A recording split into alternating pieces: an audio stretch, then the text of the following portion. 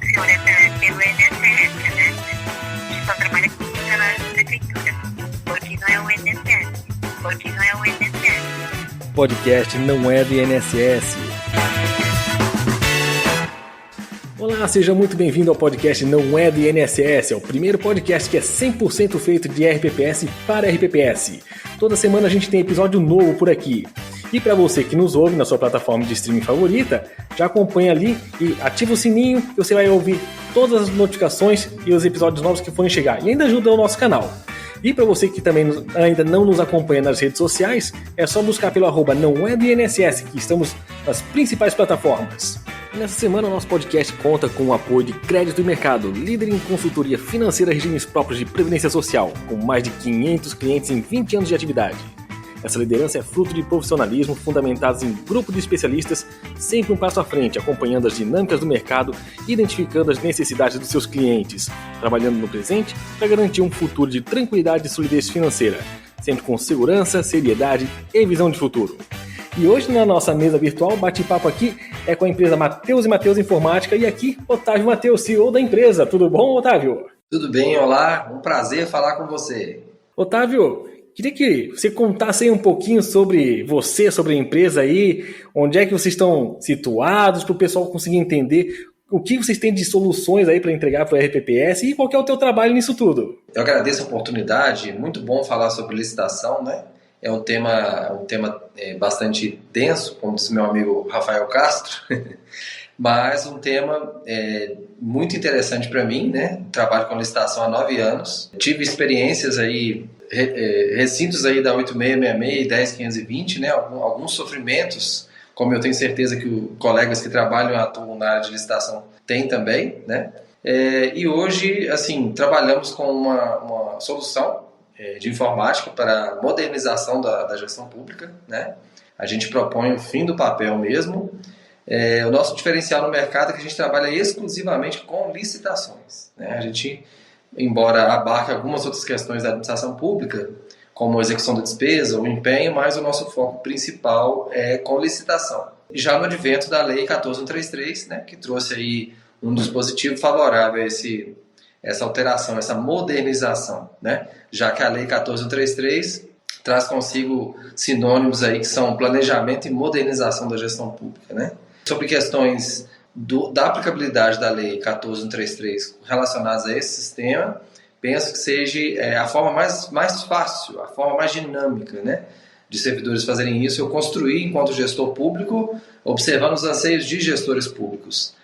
Uma ferramenta que fosse capaz de suprir aí as necessidades e proporcionar facilidade, né, para trabalhar com licitações. Ou seja, ninguém melhor do que quem já trabalhou no serviço público para poder entender quais são as demandas, quais são as dores do ente público e conseguir trazer solução para ele, né? Então, trazendo justamente uma plataforma onde vai trazer um zero papel, né, ou qualquer outro nome que muita gente acaba colocando no projeto aí para não ter mais papel envolvido em licitações, que, por sinal, é muito papel que é gasto, né, em licitações. Então, trazer esse tipo de coisa para o pessoal é muito bom. E onde vocês estão situados hoje? Então, é uma cidade no interior de Minas Gerais, tá? Chama Ressaquinha, do interior mesmo. Município com menos de 5 mil habitantes, né? Tive uma experiência também, já trabalhei nesse município lá em 2011, né? E lá sim foi a minha experiência inicial com licitação pública, né? E da forma mais tradicional, né? No município, naquele momento, só se fazia convite, tomada de preço e dispensa de licitação, inegibilidade, né? Então, assim, eu vivi ali o clássico 8666, né? Jurássica, bastante tradicional, né? Então, assim, desde aquela época eu via que talvez o serviço público em si fosse lento e moroso no atendimento do interesse público, justamente por causa da morosidade da licitação, né? Então, assim, naquele momento eu tive esse primeiro contato, né, com compras públicas. E foi um contato péssimo, porque eu enxerguei de uma forma que aquilo ali era um dificultador da aplicação das políticas públicas. Eu via servidores sobrecarregados, né, servidores sobrecarregados de carreira que trabalham há anos e não conseguiam mudar aquele cenário. Por mais que tentassem mudar, é totalmente desfavorável a mudança por causa do regime, em especial do 8666. E agora com essa nova lei de licitações aí que trouxe várias regulamentações aí, né, que pode ser emitido pelo ente, vai trazer uma série de alterações em relação do que tem da 8666, né? E então, para a RPPS, que muitas vezes tem a característica de autarquia, né, então ele fica descentralizado do ente, é ainda mais desafiador isso, né, para o RPPS. E a gente conhece que é de praxe ter vários municípios, vários entes, que não tem ainda essa regulamentação que a nova lei de licitações traz. Então, a pergunta que eu já quero passar aqui, que tipo de ações que o RPPS já podia fazer no sentido de conseguir utilizar da 14133, enquanto o ente não consegue editar as suas próprias regulamentações que são necessárias para a gente conseguir ter o ente todo, né, a prefeitura, mais as autarquias, enfim, de conseguir se utilizar da nova lei de licitações? Então, eu vi com bastante preocupação, né, o movimento municipalista que abarcou ali o governo federal na espreita de se prorrogar, né, a vigência do regime anterior. Chamo de regime anterior porque já sobrevivo no regime atual, né? A Lei 8666 já não é uma lei, já é uma lei, eu chamo de lei zumbi, né? Ela morreu e aí ganhou aí mais um sopro de vida para viver até o final do exercício financeiro, né?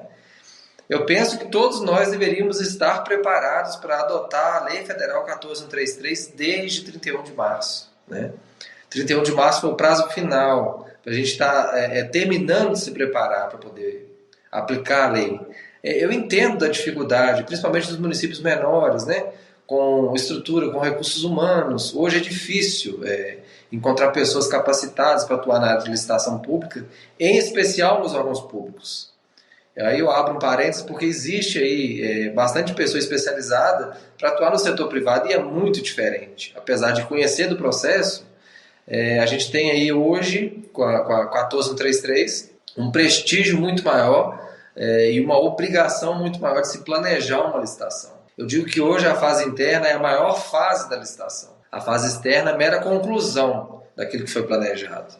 O que a gente não vivia na 8666. A gente não planejava as compras, a gente fazia as compras, né? E depois aí o Poder Judiciário tinha que dirimir os problemas que a gente criava, né? Com a 8666, nós brasileiros.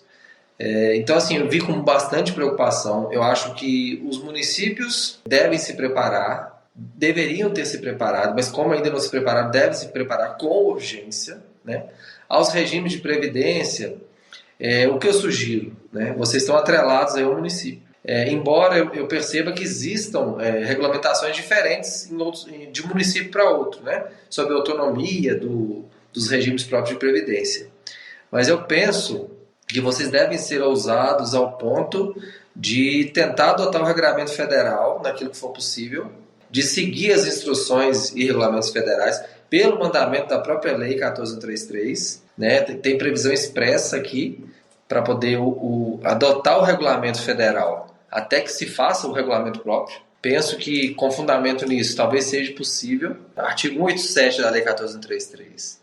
Os estados, o Distrito Federal e os municípios poderão aplicar os regulamentos editados pela União para execução dessa lei. Ou seja, na ausência de regulamentação específica, o mandamento dispositivo ali do artigo 187 já trouxe a possibilidade do município aplicar regulamentos do Poder Público Federal, né, para poder fazer as suas licitações ou contratações diretas.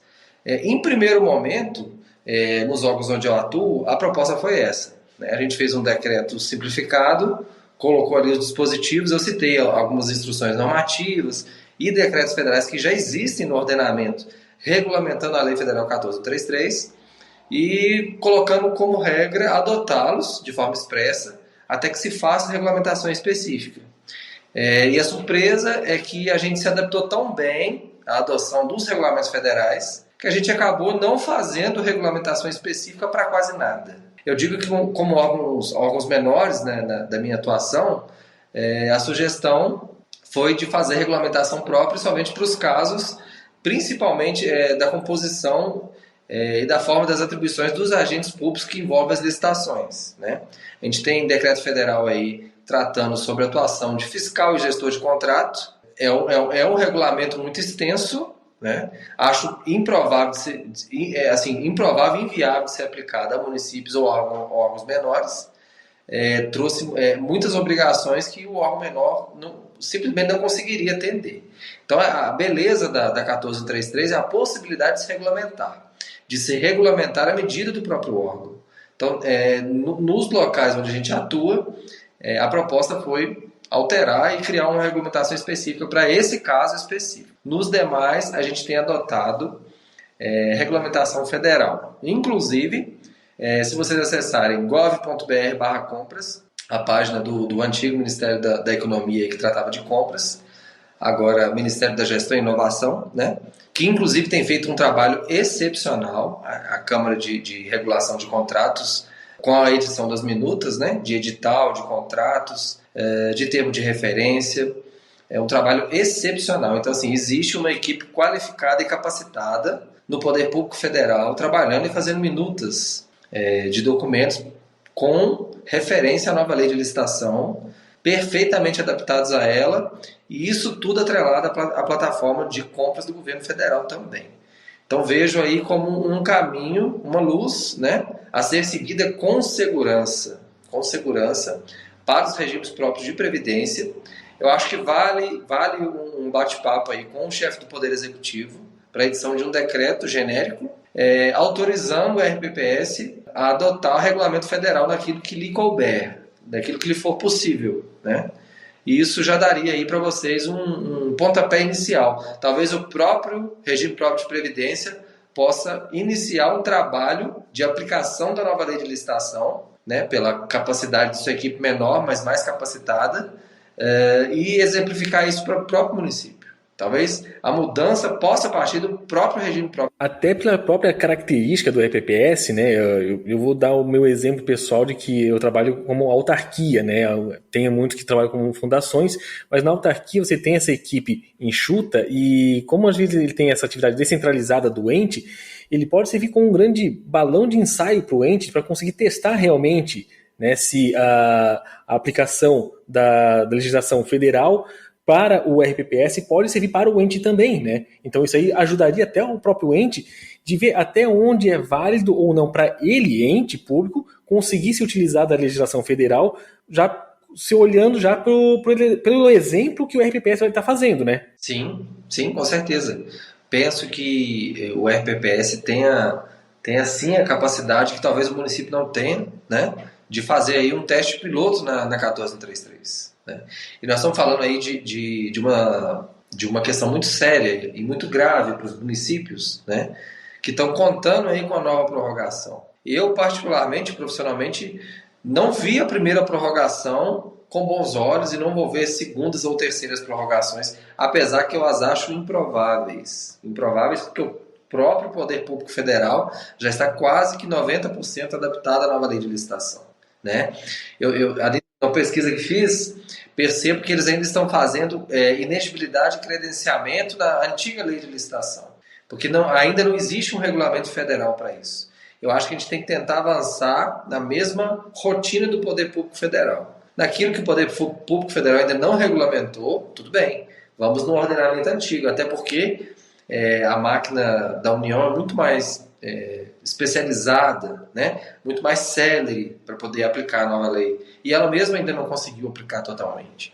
Agora não devamos ficar para trás, devamos seguir isso aí, seguir esse fluxo, né? Claro, inclusive, salvo engano, a própria plataforma do Comprasnet, antes da primeira prorrogação da 8666, já estava se adaptando para que não recebesse mais processos licitatórios depois de 31 de março, certo? Sim, houve um comunicado, né? Um comunicado no site do gov.br/compras, já tratando de algumas funções que estariam limitadas no sistema. Depois a gente teve aí algumas decisões do Tribunal de Contas da União, né, da AGU, no sentido de se definir qual seria o lapso temporal num processo para ele continuar tramitando na lei antiga, ainda que não tenha publicado edital, né, na lei antiga, antes de 31 de março, para se definir qual seria o lapso temporal. Né.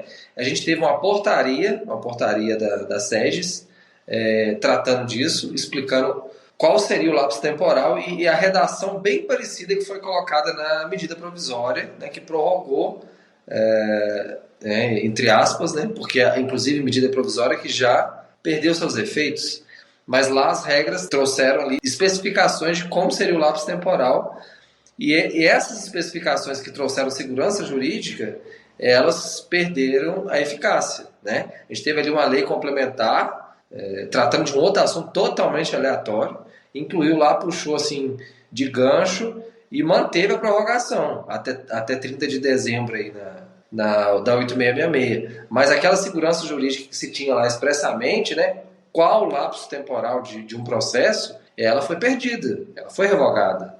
Então a gente tem aí um momento de insegurança jurídica para se definir qual será o lapso temporal de licitação que estiver tramitando lá em 30 de dezembro. Então penso que não devamos mais licitar no regime antigo, devemos nos preparar para poder aplicar o mais rápido possível a nova lei de licitação. Até porque a gente já viu que esse remendo que já foi feito na legislação já está ficando ruim até mesmo para poder se manter a mesma estrutura da 8666 lá de trás, né? Então, melhor mesmo que já passe já a régua de uma vez na 8666, enterrem de uma vez essa legislação antiga e mantemos com a 14133 de uma vez só, né? Sim, eu percebo uma grande resistência aí, quando a gente fala em se fazer procedimentos na nova lei de licitação, principalmente relacionado à complexidade, né, do planejamento que tem que ser feito nas contratações.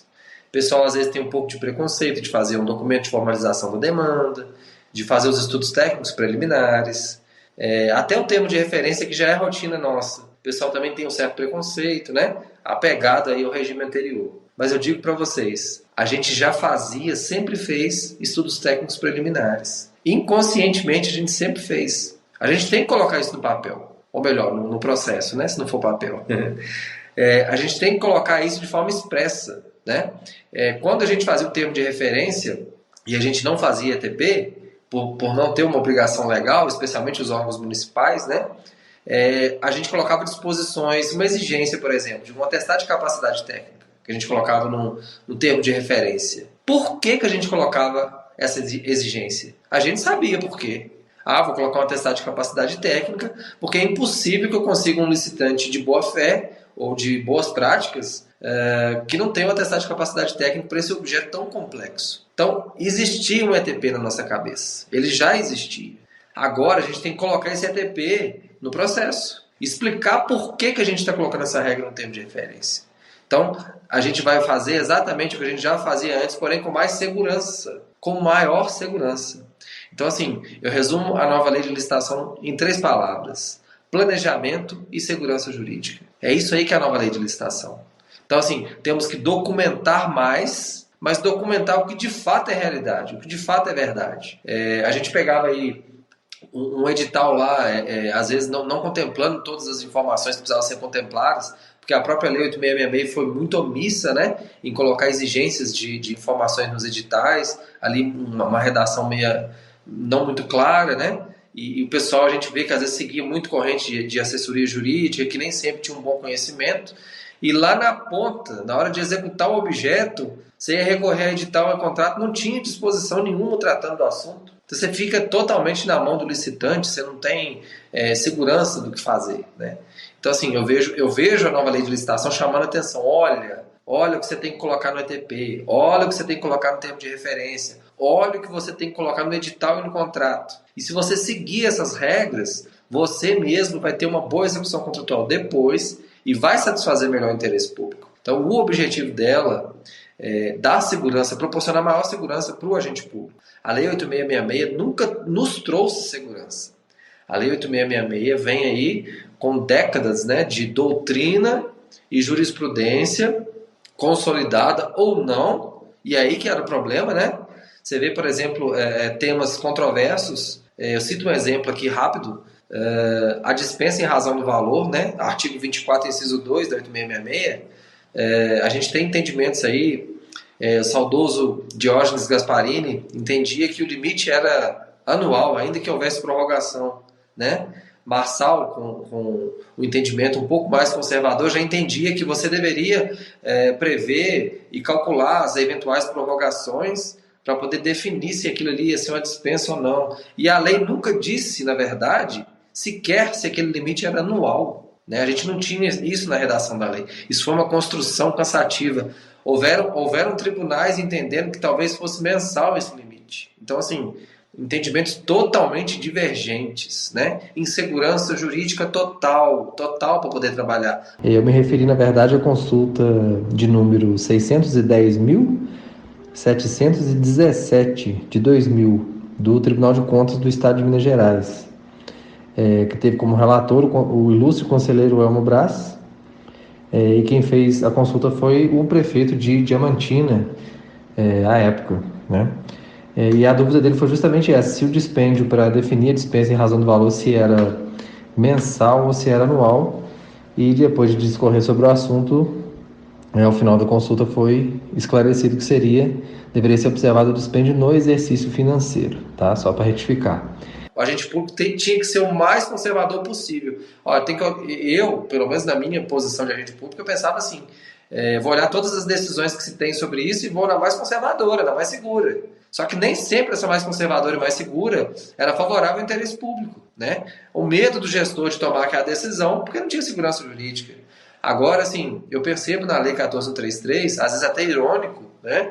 Alguns dispositivos dela parecem decreto, de tão regulamentado que está. Não parece a letra da lei é fria, né? A gente tem o costume da letra fria da lei. Traz só a disposição genérica ali para ser regulamentada depois. A 14.133 me parece que veio diferente. Me parece que está regulamentando si mesmo. E ainda exigindo que façamos várias e várias regulamentações. Então eu percebo assim, uma segurança jurídica muito maior para trabalhar. Então não há razão para se postergar. A postergação só vai criar mais insegurança jurídica, mais ansiedade e aplicação incorreta da 14.133 depois. Porque a gente não vai ter tempo de planejar nossas contratações. Porque o prazo simplesmente vai ter esgotado e a gente sabe que o gestor vai cobrar, né, a unidade técnica de fazer o processo, porque o interesse público bate na porta dele muitas vezes, quando é município pequeno. Então ele vai cobrar da unidade técnica, vai pressionar a unidade técnica, que vai começar a tomar decisão a toque de caixa e aplicar a 14.133 de forma errada. E isso aí vai ser pior do que usar 8666 e 10.520. Não, e ainda assim, nós estamos falando de se tudo mais se manter constante, nós estamos falando de uma estrutura toda de licitação, uma legislação toda que vai cair daqui a 4 meses e meio praticamente, né? Então, essa parte de planejamento realmente tem que vir com força no ente e no RPPS, né? E já trazendo aqui uma outra pergunta de que tem uma série de novos atores agora nessa 14.133 e que muitos RPPS possuem uma equipe muito enxuta, a ponto de que talvez a mesma pessoa tem que fazer várias etapas de um mesmo processo licitatório, né?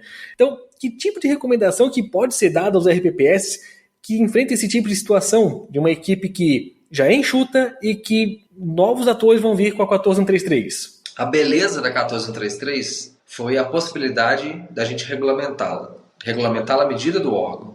Então, se a realidade do órgão se mostra muito diferente daquilo que a própria lei preconiza, isso tem que ser motivado e feito num regulamento próprio, né? A gente vê aí, na contramão, né? Artigo 181. Os entes federativos instituirão centrais de compras com o objetivo de realizar compras em grande escala para atender a diversos órgãos e entidades sob sua competência e atingir as finalidades desta lei. Então, assim, é uma chamada para o próprio município para abarcar um pouco mais das contratações dos regimes próprios. Então, eu penso que os regimes próprios devem ter um diálogo maior com o município, porque contratações de grande escala não vão poder acontecer no regime próprio de previdência. Só se forem contratações exclusivas do regime, né? Um sistema próprio, né? Um sistema informatizado próprio para o regime de previdência, para emissão de algum documento ali específico, né? Contratações específicas devem ser feitas pelo RPPS. Mas as demais contratações, penso eu que o município fazendo uma contratação, por exemplo, de material de expediente, ele deve pensar no RPPS. Ele está incorrendo nessa obrigação legal, né? Os entes federativos instituirão central de compras. É um mandamento legal, não é uma discricionariedade.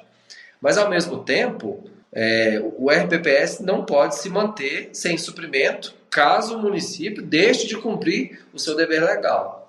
Isso vai ter que ser motivado nos autos e o RPPS vai ter que tomar suas próprias providências. Mas, assim, abrindo um parênteses nisso, né?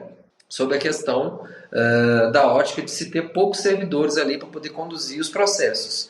Então, o regime, o RPPS, nesse cenário, ele está sendo levado a deixar suas contratações mais complexas a cargo do município. Mas as demais contratações que lhe forem de competência fazer, principalmente o regulamento de gestão de agentes, que vão compor aí as comissões, né, e etc., deverão ter previsões claras dessa dificuldade de pessoal, né? A gente fala aí da regulamentação federal, que eu já citei, dos fiscais. Me parece que são 3 tipos de fiscais que exigem. Fiscal administrativo, fiscal técnico e mais um tipo de fiscal. São 3 agentes diferentes. Então, na proposta de regulamentação que a gente passa aos nossos clientes, a gente propõe um único agente fiscal capaz de fazer essas 3 tarefas, né? Considerando que pelo vulto, o tamanho do órgão, essas 3 tarefas não vão sobrecarregar um agente. A gente fala aí de um órgão gigante, obviamente, teria que ter muito mais que 3 agentes, né? Mas um órgão menor, você pode começar a fechar isso aí um pouco mais. Definir competências, obviamente em agentes que tenham capacidade para fazê-la, mas cumprindo a lei também. Cumprindo a lei também. O gestor de contrato, por exemplo, pode ser um único agente no órgão, né? Um órgão menor, ele vai dar conta de acompanhar todos os contratos sem se sobrecarregar. No município, talvez, o município maior, um só não seja suficiente. Mas, assim, são realidades que o regime próprio de previdência pode ter segurança jurídica de regulamentar, porque existe previsão clara na lei, né, para regulamentação, e essa distribuição não fica desproporcional e é perfeitamente possível cumprir as disposições da lei, ainda que com capacidade pessoal menor.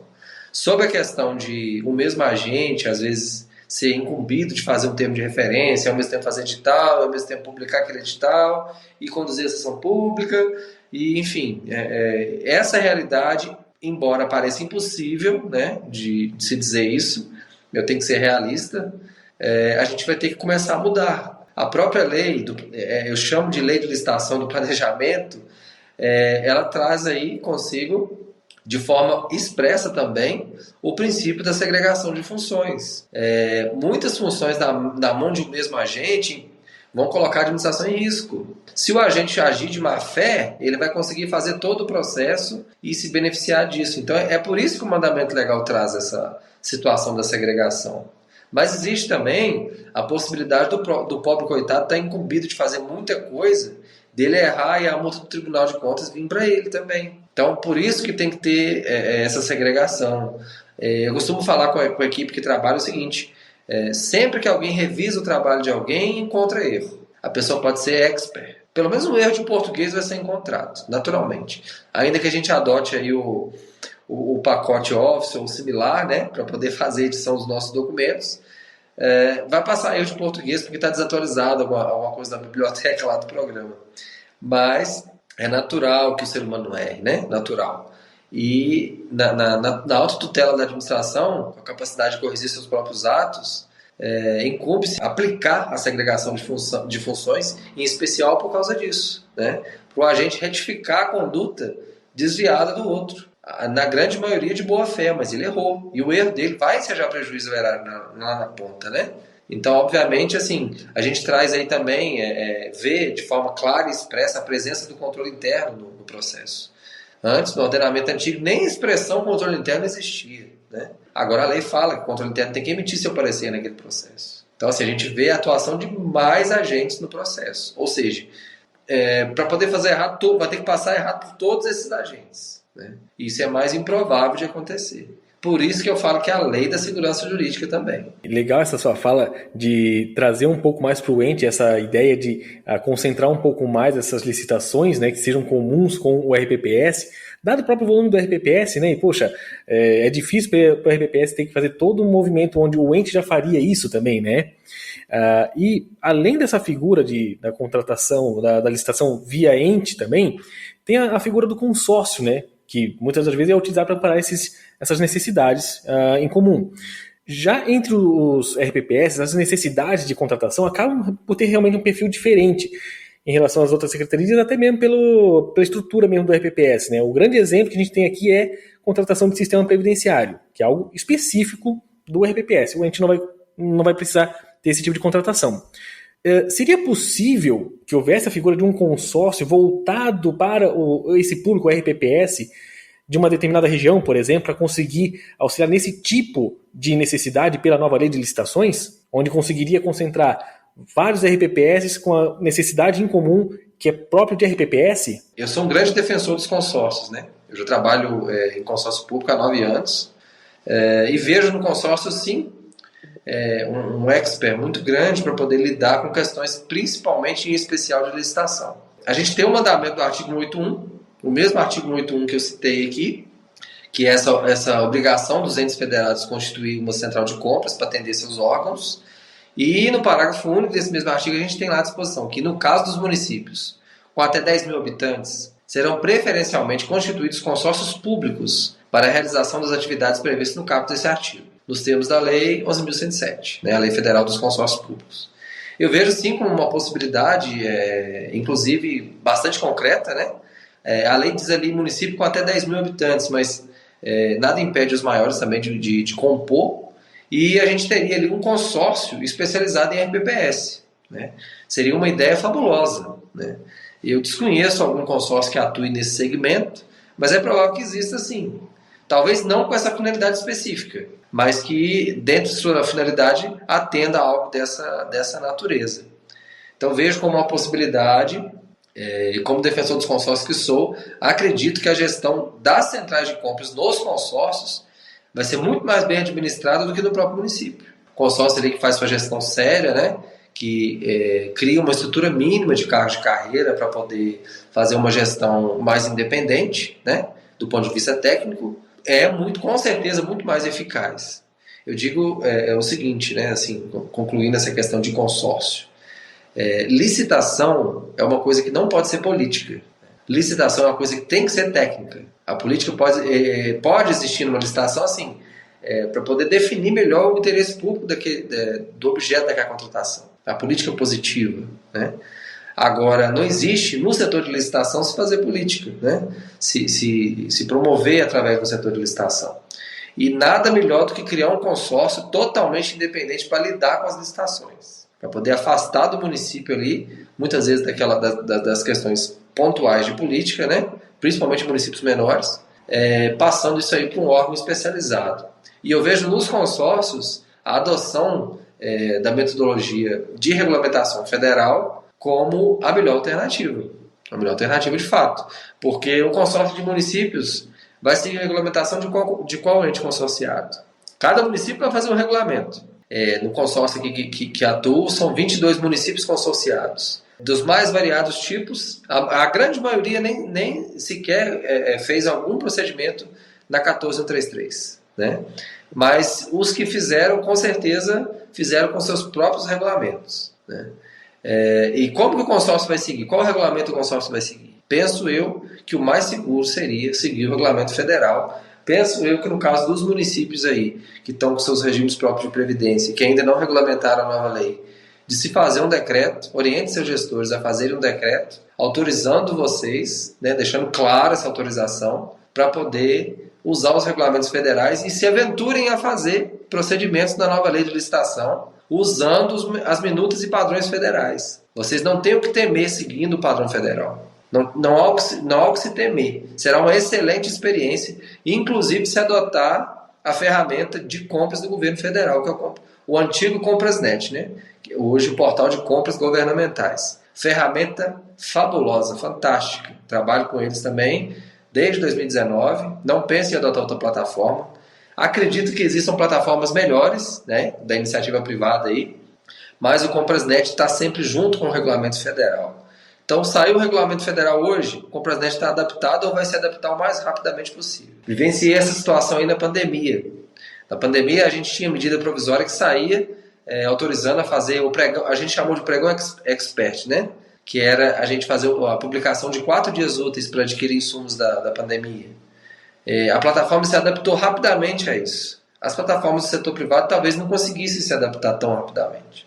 Então vejo na regulamentação federal e na plataforma federal a saída e a solução, e sou defensor dessa postura. Legal, legal. E lembrando mais uma vez que nesse episódio a gente conta aí com o apoio de Crédito e Mercado, líder em consultoria financeira e regimes próprios de previdência social, com mais de 500 clientes e 20 anos de atividade. Trazendo aqui uma perguntinha dupla final aqui então. Para os RPPS é meio que um desafio essa adequação à nova lei de licitações, né? Principalmente no que tange ao processo, a forma que ele é feito, né? Que ele pede que seja feito da forma eletrônica o quanto seja possível. Então, dito isso, é possível que o RPPS consiga fazer essa adequação de forma independente do ente? E outra pergunta, estaríamos nos encaminhando para uma padronização de contratos a nível federal, de trazermos, como você bem falou, né, podemos adotar hoje o modelo da União? Seria um passo rumo a uma contratação de um modelo único de contrato? Então, penso eu que não só estamos no caminho, como já estamos nessa situação, né? A AGU já disponibiliza as minutas de edital, as minutas de ata de rede de preço, as minutas de contrato, e é perfeitamente possível a gente se adaptar a elas. Inclusive, nos locais onde eu atuo, a gente só usa as minutas da AGU. E aí uma novidade fantástica, maravilhosa e gratuita que acabou de sair também, né, há alguns meses, foi o ETP digital, o DFD digital e o termo de referência digital. É uma plataforma gratuita, com uma interface fantástica, atualizada de acordo com as normas e regulamentos federais, obviamente, né? A gente pode ali adaptar a redação a alguma coisa que a gente tenha peculiar, com campos ali que você marca o tipo de contratação, se é compra, se é serviço de tecnologia da informação, ele te direciona para as telas e no final disso ele gera o seu ETP, ele gera seu termo de referência, tá? E depois só o edital que tem que ainda a gente tem visto lá é o formato doc comum que você abre ele ali e edita ele.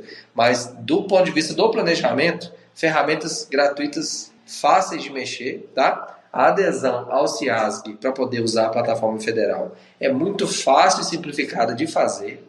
Então penso eu que a União Federal, na competência constitucional dela, de legislar sobre normas de licitação, né, normas de compras públicas e contratações, como fez aí com 8666, 10520 e agora 14133 e as demais leis das estatais, né, penso eu que está sendo a grande mãe, né, do modelo de licitação agora também.